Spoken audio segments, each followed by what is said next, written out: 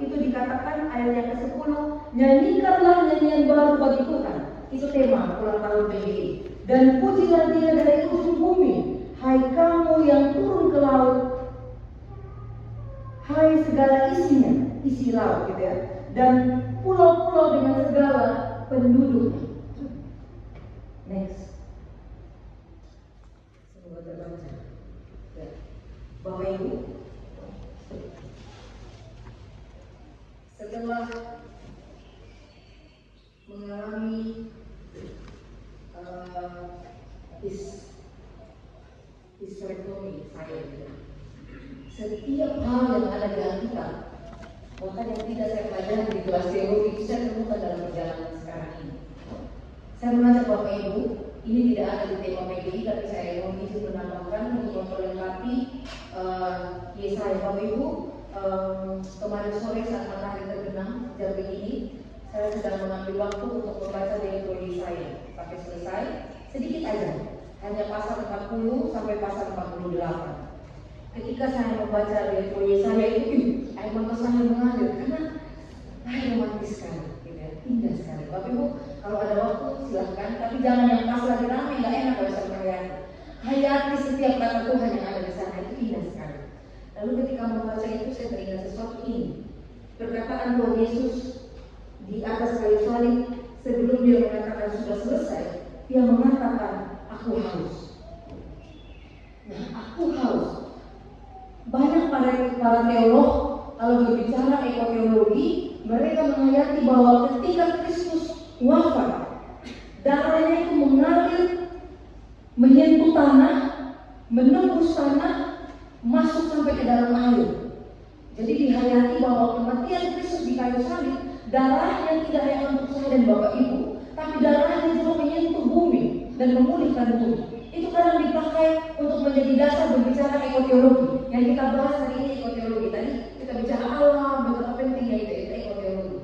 Tapi hari ini saya melihat Bapak Ibu dan Saudara yang dikasihi Tuhan, bagi saya secara pribadi, ucapan yang kelima dari Tuhan Yesus di atas kayu salib ketika mengatakan aku haus, itu adalah ungkapan terpenting berkaitan dengan setidaknya dua hal penting. Yang pertama, suara keberpihakan kepada tubuh jasmani manusia yang selalu dimarginalkan atas nama dikotomi sakral dan profan. Kita akan lihat. Yang kedua berkaitan dengan landasan ekoteologi, di mana Yesus mendeklarasikan bahwa tubuh manusia itu sangat terkait atau sangat terhubung dengan alam, sehingga sekelas Yesus pun mengatakan aku haus. Coba next. Yang pertama, Bapak Ibu, aku haus. Saya ajak Bapak Ibu menghayati sebagai suara keberpihakan Tuhan Yesus kepada tubuh jasmani manusia yang dimarginalkan. Orang sudah tidak mampu lagi kadang-kadang membedakan mana Injil dan mana Plato. Plato itu sangat membedakan yang namanya sakral dan profan. Dunia bukan sakral dan profan, dunia ide dan dunia yang nyata seperti ini.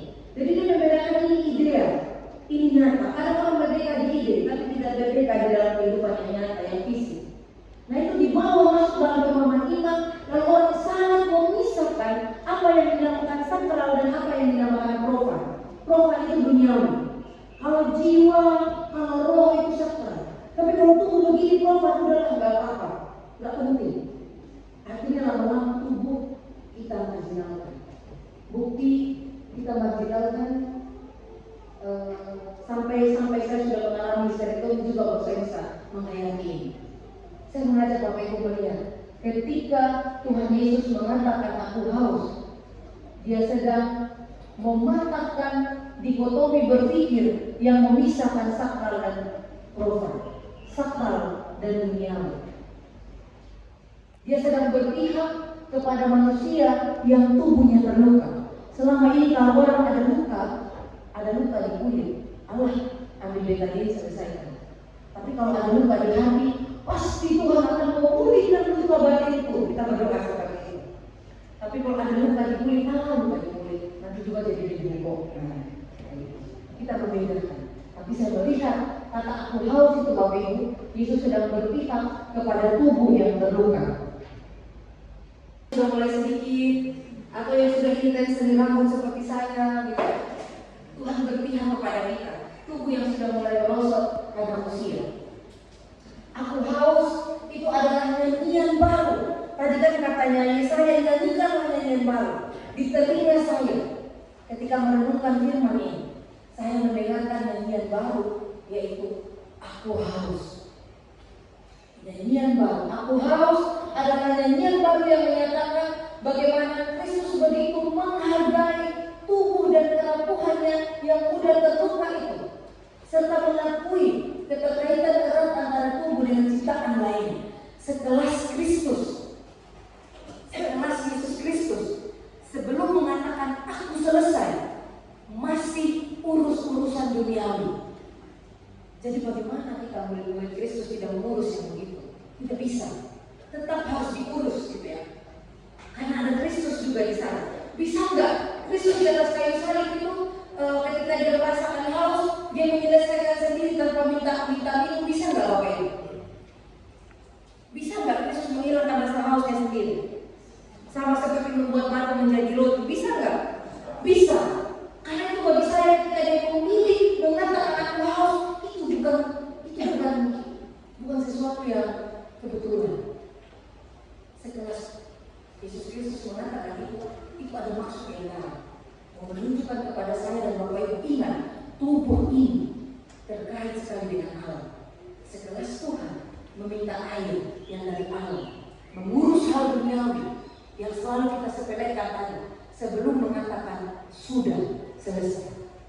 Satu kata sebelum kata sudah selesai dalam karya penyelamatan itu adalah urusan duniawi. Makanya orang Kristen dikatakan berintegritas kalau mampu menghubungkan ini ke dalam kehidupan duniawi. Urus duniawi baru mengatakan sudah selesai. Itu yang pertama. Yang kedua, next, ya sudah dibahas tadi juga bahwa aku haus itu adalah ungkapan keberpihakan Kristus kepada keadilan bagi segenap ciptaan. Kalau lihat salib merah, Bapak Ibu ingat apa? Yang viral di Indonesia. Bahkan sebenarnya PGI tadi pagi sudah dikerjakan oleh Pak Pendeta di Sitompul, saya tidak akan ulang. Saat ini sedang khusus sekali didoakan untuk kota itu, untuk daerah itu. Kalau salib merah apa yang dilihat? Pesta babi. Jadi pesta babi. Jadi salib merah ini viral dalam apa? Ada dalam film pesta babi, di mana orang-orang Papua pergi ke hutan-hutan mereka yang sudah digunduli, yang tidak terlihat dari depan, tapi di tengah itu tahu gundul, dan mereka mendirikan salib-salib merah. Dan di dalam film pesta babi itu salib merah terbesar yang mereka dirikan. Waktu saya ke Bengkulu, jauh sebelum ada film pesta babi ini, teman pendeta bilang, Mbak Robi, tahu nggak di dalam itu udah botak? Dipikir-pikir aja, udah enggak? Di bukit apa? Dengarkan sepanjang 1 minggu ke depan yang juga akan Bapak Ibu wartakan.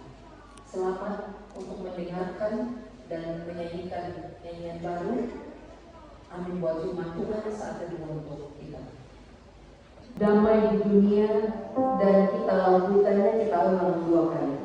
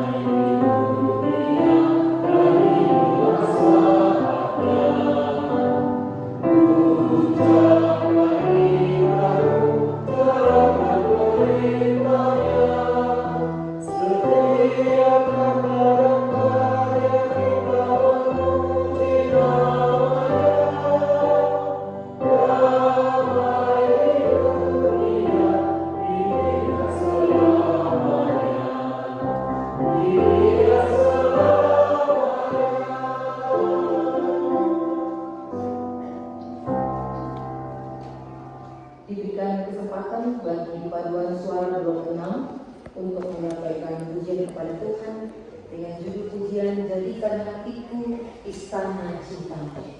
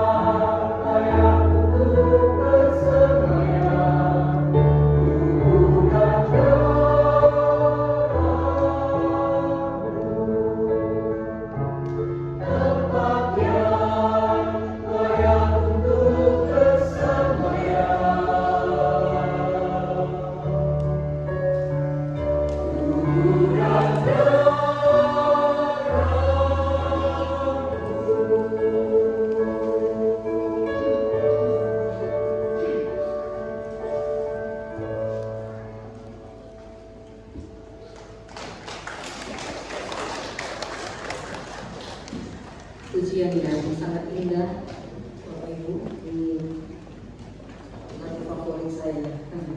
Dan kalau Bapak Ibu hayati, setiap kalimat dalam kata dalam lagu itu tadi, Bapak Ibu sambil melakukan pendadaran secara mandiri untuk maju dalam meja perjamuan perusuhan pada tanggal 5 Juli ya. Jadi pas lagu ini, lagu sebagai mempersiapkan diri, mempersiapkan hati untuk tubuh dan darah Kristus pada tanggal 5 Juli yang akan datang. Mari Bapak Ibu dan Saudara yang dikasihi Tuhan, kita membawa doa syafaat kita di hadapan Tuhan, kita berdoa.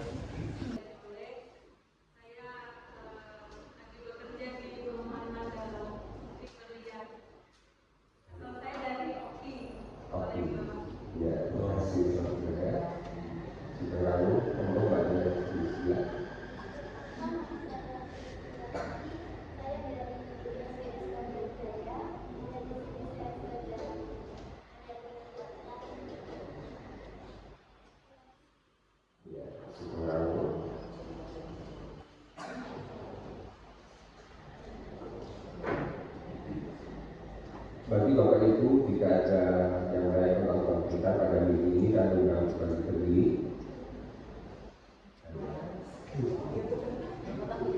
Yang keberapa? Yang pertama lagi.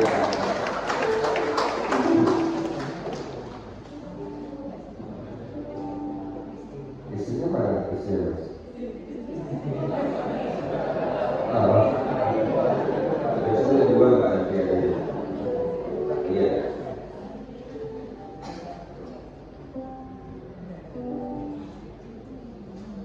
Ya, terima kasih untuk waktunya. Kita akan menutup ibadah kita pada sore ini. Kita akan balik diri. Kita akan berikan lagu penutup dari PKJ 180.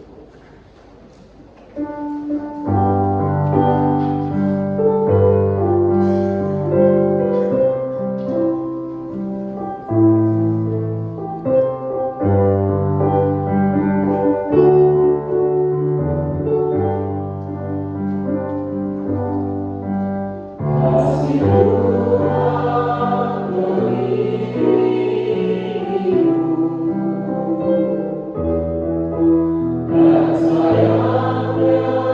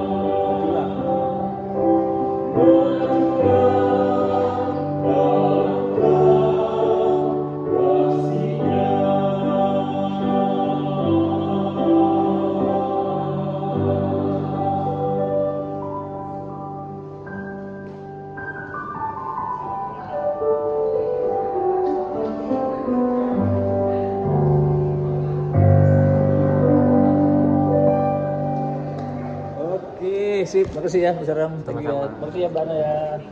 Baik.